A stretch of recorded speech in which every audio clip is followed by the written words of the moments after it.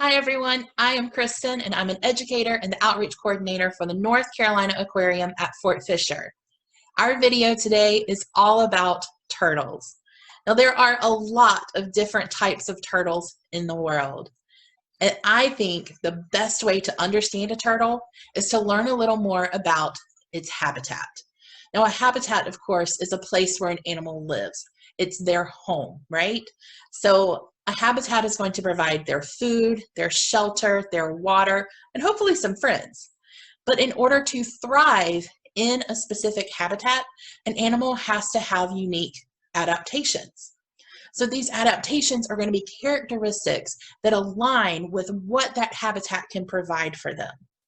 Today, we are going to be focusing on two specific characteristics to better understand how turtles are adapted to the habitats that they live in. So those two characteristics we're going to look at are the shell, or scientifically speaking, the carapace, and also their feet. Now, as a general rule, there are three habitats that turtles will live in. Turtles may live on land. They may live in fresh water, like a lake, pond, river, or a big ditch. They can also live in salt water. So there has to be certain adaptations, certain characteristics that align with that habitat for a turtle to thrive. So let's think about turtles that live on land. What do they have to do really well? They have to walk, right? They may also have to climb. So they're going to have feet that are really well developed for walking. They may have to have something also to help them grip and climb. Do they need to be able to swim? They actually don't, right? But will they need to live near water? Absolutely.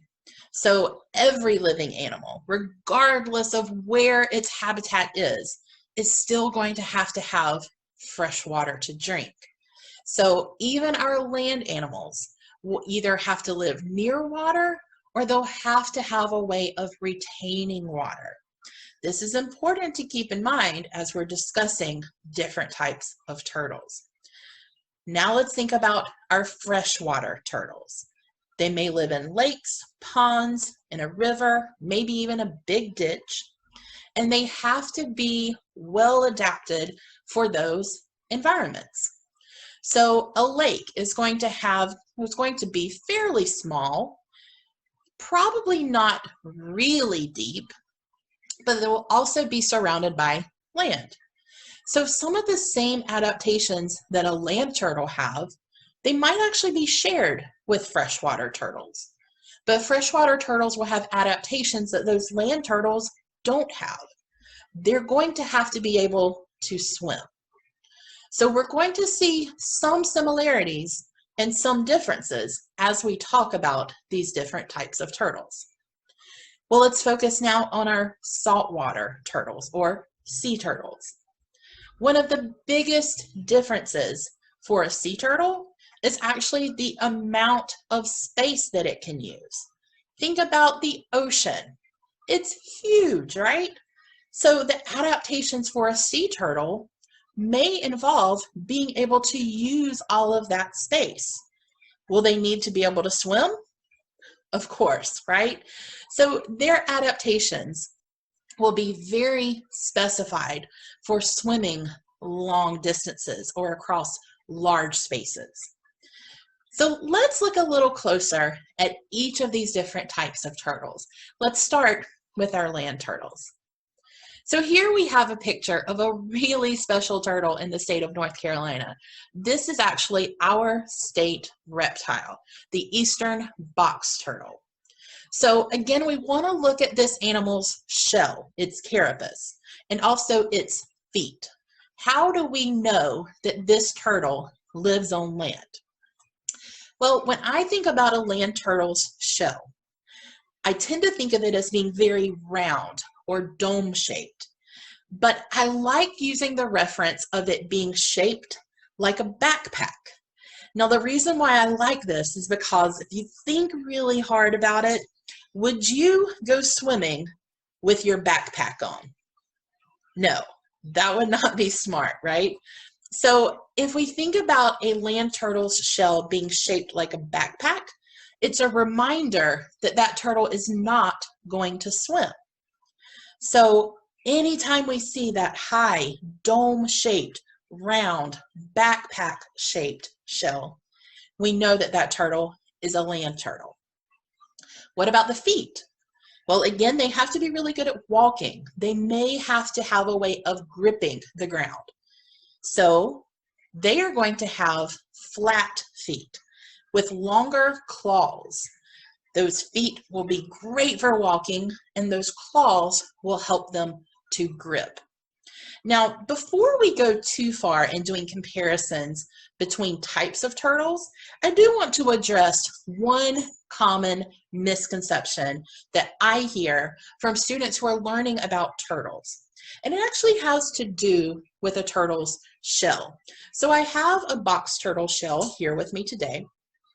The question that I have is, what is it? So many times I hear people say that a turtle's shell is its home. Well, we know that's not true. A habitat is the turtle's home, right? So what does that make the shell? Well, if I turn this shell this way and bring it really close to the camera for you, do you see that the shell is actually the turtle's backbone? And along the side, those are its ribs. So a turtle's shell is actually its rib cage. The difference between our rib cage and a turtle's rib cage, each of their ribs is wider and flat, so it fuses together to form that solid shell. So just a little key point to remember, a turtle's shell is very much a part of its body. It is not its home. All right, let's move on and let's talk about freshwater turtles. So we said our land turtles have to walk, our freshwater turtles have to swim. So take a look at this foot. Yeah, that is called a webbed foot. It has that skin between each of the toes, and it makes this really wide paddle that's good for pushing through the water. Notice too that the freshwater turtle has claws. Do you remember what those claws are good for? Gripping the ground, right? So if we think about where a freshwater turtle would live, a lake, a pond, a river, there may be times when that turtle needs to come out of the water. And if you've ever been in a lake or a pond, you've probably noticed that the edge of the water where it meets the land, it's actually pretty soft and muddy and squishy, right? So having those claws helps that turtle to grip and pull itself up. Also, you might notice in this picture, this turtle is laying on a log. So having those claws helps it to grip the log and pull itself up out of the water. Now, why do you think these turtles might want to come out of the water? If they're so well designed for swimming, why come out? Well, turtles are reptiles, which means they are ectothermic, or you may have heard it described as cold-blooded. What it really means is that they cannot change or adjust their own body temperature. So after being in the water for a while, their body temperature is going to go down, and they're going to want to come out of the water and sit in the sun or bask to warm themselves. And that's exactly what this particular turtle is doing. It's basking and stretching out that webbed foot to get as much exposure to the sun as possible. We can see that also in this next picture. Yeah, so there's a red-eared slider who's really doing a great job of basking and stretching out. Sort of looks like turtle yoga, don't you think? Well, another thing we want to consider, I've talked about those webbed feet. Well, take a look at the shell. It's not as high, right? It does not look like a backpack. So a freshwater turtle who is going to be swimming is going to have a lower profile. Their shell will be lower, or flatter. Now, it's not completely flat. There's still a little bit of a curvature, but it is more hydrodynamic, meaning it's easier for that animal to move through the water. If a freshwater turtle had a really high shell, like a land turtle, then they would experience a lot of drag as they tried to swim. So having that low profile or flatter shell is a really good indication that a turtle can swim. And having those webbed feet with claws lets us know that that turtle lives in fresh water. So how would a freshwater turtle be different from a sea turtle? Well, again, the ocean is very big. So sea turtles are going to be able to swim long distances. They're going to swim for longer periods of time. So look at how they're different. This is a sea turtle's flipper. It's almost wing-like, right? And that's actually for a really good reason. Sea turtles are going to flap their flippers very much like a bird would flap its wings. And that's going to give them a big range of motion so that they can go farther distances every time they move their flippers. Sea turtles who nest right here in North Carolina in the summer, they are going to travel around the Atlantic Ocean and come back to North Carolina the following summer. Now, if you're thinking that seems like a long way, you're absolutely right. And these turtles are going to stay in the ocean that entire time. So when do they come out of the ocean? Only to lay those eggs. That's a really interesting fact about turtles. No matter where they live, they will always have to return to land to lay their nests. So we're going to spend the rest of our time together actually getting to know sea turtles a little bit better. And just a little personal note, sea turtles are the reason why I got into this field of environmental education. I was intrigued by them. I was so passionate about them as a child, and I'm so excited to be able to continue to learn about them, but also to share what makes me excited about them with you today. So one thing I want to make sure that you know about sea turtles, it's actually pretty surprising, I think. There are only 7 species of sea turtles in the whole world. Now, if that doesn't seem like many, you're right. Compare that to the millions of species of insects that we have in the world. But there are only 7 species.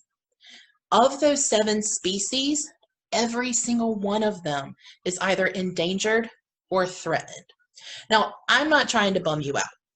I actually want you to think of that as an opportunity. There are 7 species. They all need our help. And right here in the state of North Carolina, we're actually very important to sea turtle conservation because we can, in some way, see 5 of the world's 7 species. Take a look at this. So there are 5 species that we can see in North Carolina, but only 4 of them nest in North Carolina. That might sound a little weird, right? So there is one species that will only be seen either in the waters passing by North Carolina as they migrate, or they may occasionally wash up onto our beaches, either injured or dead. And that's the hawksbill sea turtle. They are tropical nesters. But again, like all other sea turtles, they're going to do a long distance swim. They're going to follow the warm currents of the Atlantic Ocean. So they will actually travel past North Carolina. The other species that we have in North Carolina, loggerheads are the most common. Green sea turtles are second most common. And then there's sort of a race for popularity, I guess, for the leatherback turtle and the Kemp's Ridley, which happen to be the largest turtle in the world. And then the Kemp's Ridley is the smallest of the sea turtles. So these are our 5 species that can be seen off of the North Carolina coast. Now, I do want to take just a moment to really stress to you that when you live in the ocean, you can be a lot bigger. So look at this size comparison. You have a pretty standard human at about 6 feet tall. Look at the leatherback that can be up to 8 feet long. Now, just the carapace, just the shell of a leatherback can measure 6 feet in length. So again, when you live in the ocean, you can travel long distances and you can grow to be much larger. Let's get to know each of these species a little better. We're going to start, of course, with the loggerhead sea turtle.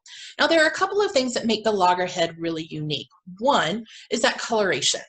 So the stories go that the loggerhead was named because when these turtles are basking, they're just sort of going to float at the surface of the oceans.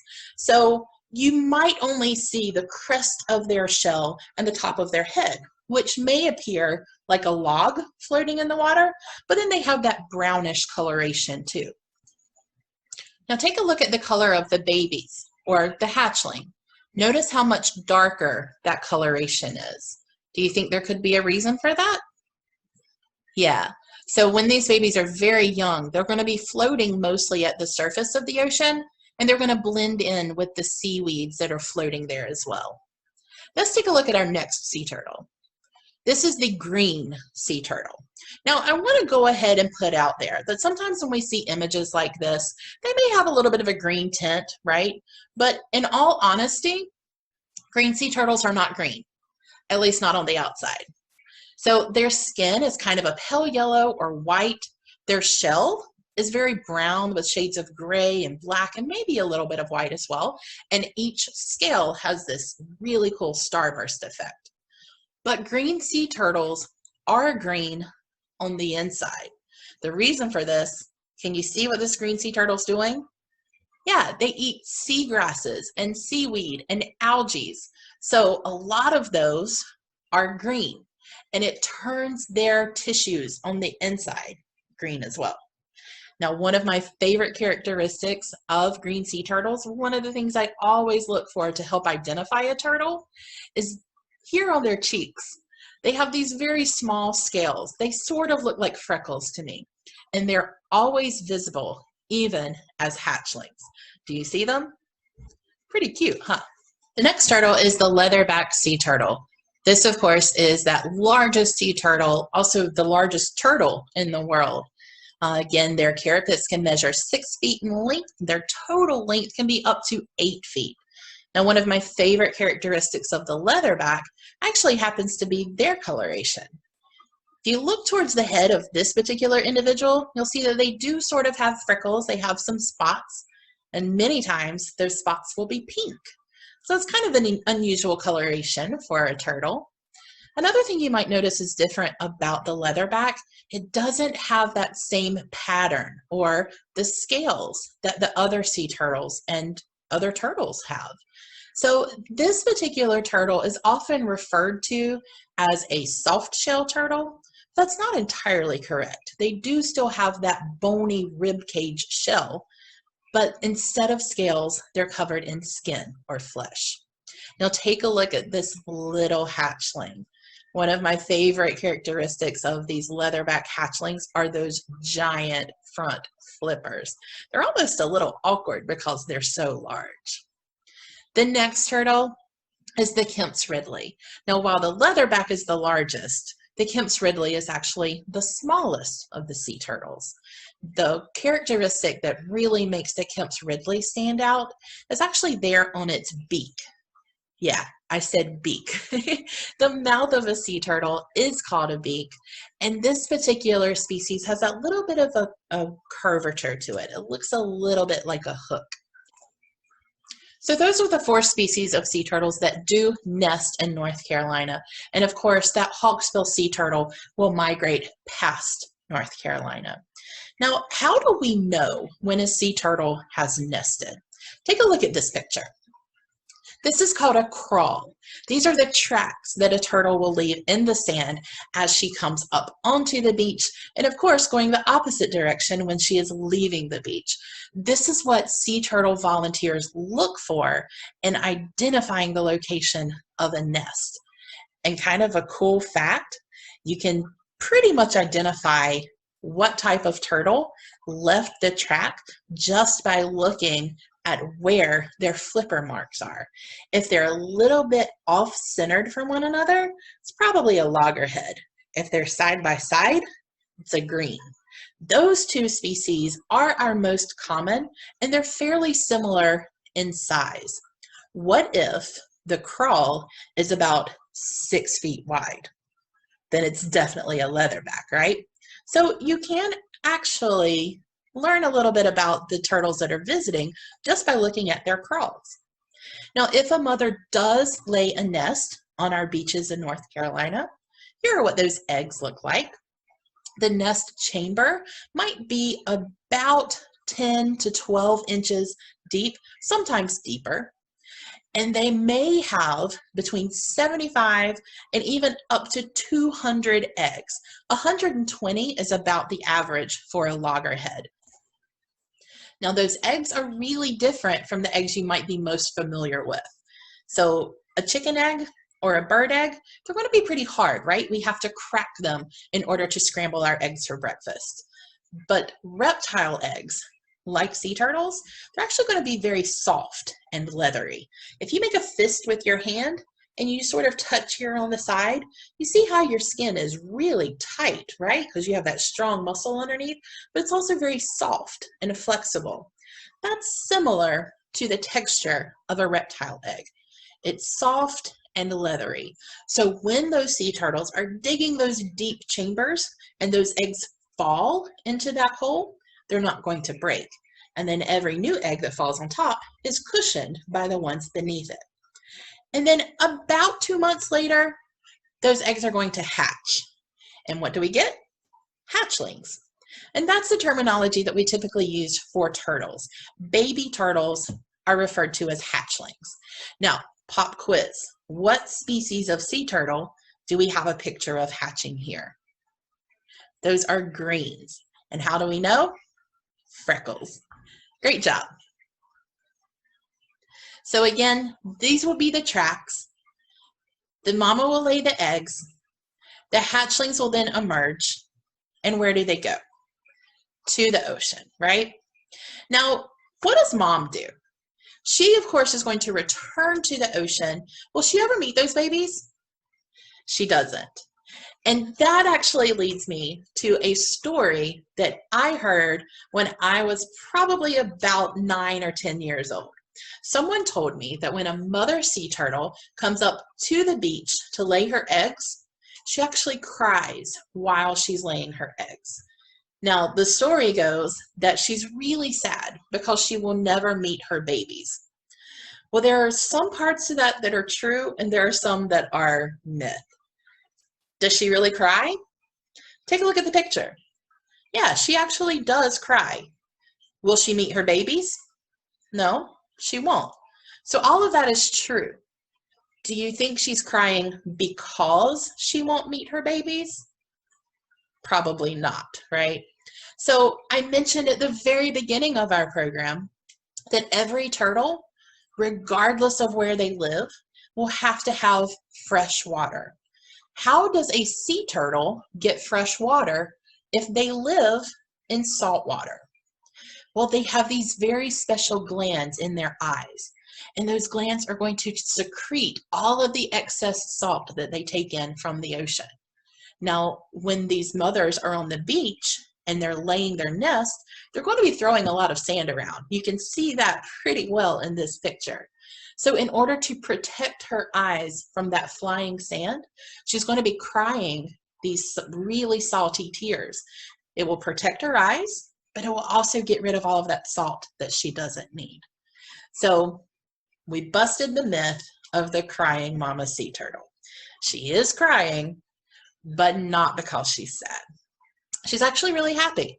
Any chance that those sea turtles can come up onto land and successfully nest, that is a really good day. So we want to celebrate that with her. Now, the next thing I want to do with you is actually a game that we like to play at the aquarium. This is called Loggerhead Lunch. Loggerhead Lunch is all about foods that sea turtles might eat.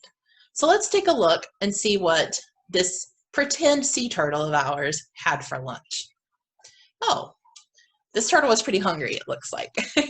So they had a sea urchin, they had a jellyfish, they also had a snail, a water bottle, a streamer, a plastic bag, they had some squid, fish, a balloon, a straw, a styrofoam plate, some seagrass or seaweed, and they also had a blue crab.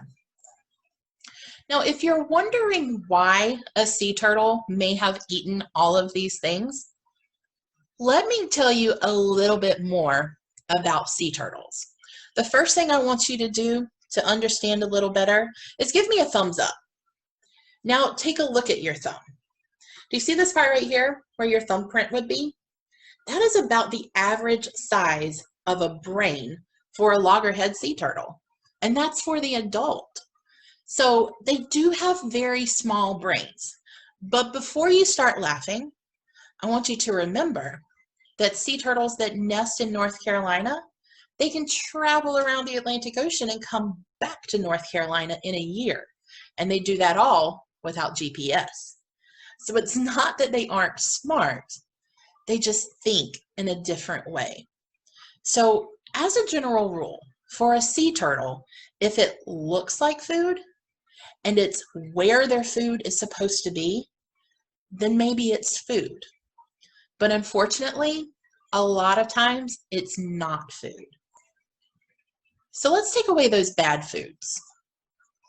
Okay, so these are all things that are found in the ocean, things that sea turtles are supposed to eat. But what about those bad foods? Well, they're not actually foods at all, right? These are all things that people use. And many times we only use them once before we discard them. So kind of collectively, these can be called single-use plastics. Now, the thing about plastics is they never actually go away. They might tear apart or break down into smaller pieces, but they never actually go anywhere. So not only are these single-use plastics a problem for sea turtles, they're also a problem for fish, crabs, shrimp, oysters, clams, and maybe even you and me. How many of you like to eat fish? How many of you like to eat shrimp or crabs?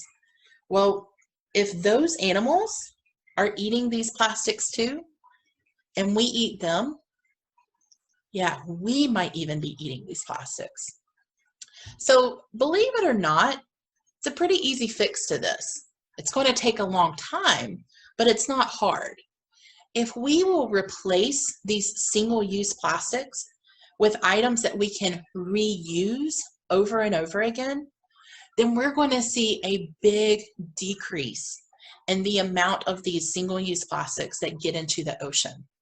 That, of course, means there's less confusion for our little tiny brained sea turtles. They're only going to eat those things that they're supposed to eat. That's a win-win, right? So this is a particular initiative that we at the aquarium feel very strongly about. And we hope that you will also look into what you do in your life, and are there single-use plastics that you could stop using?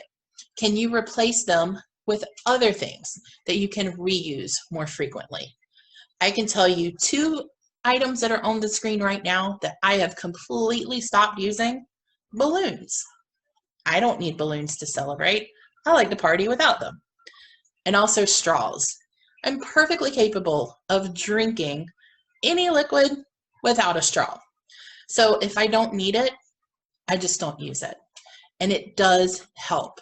The more that we all band together and we stop using these things, the bigger impact we're going to have.